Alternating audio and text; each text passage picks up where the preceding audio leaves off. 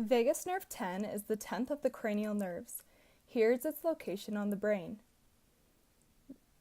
Vagus nerve 10 plays a large role in the autonomic nervous system. The special sensory fibers are responsible for taste in the root of the tongue, the laryngeal inlet, and the epiglottis. The somatic sensory fibers innervate a small patch behind the ear, the external auditory meatus and tympanic membrane. They also innervate the laryngeal inlet, as well as muscle spindles of the larynx and pharynx.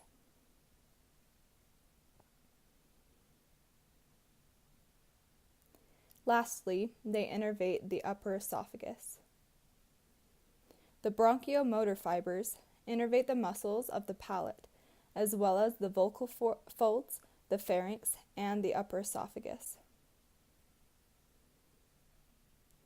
The visceral motor fibers innervate glands of the epiglottic region and the cervical, thoracic, and abdominal viscera.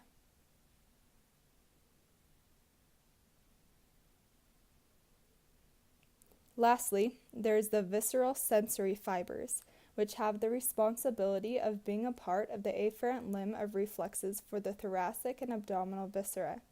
These fibers also play a part in carrying interoceptive information, meaning the body's awareness or sense of its own physiological condition. In conclusion, the vagus nerve is the longest and one of the most complicated of the cranial nerves, playing a large role in much of the autonomic nervous system.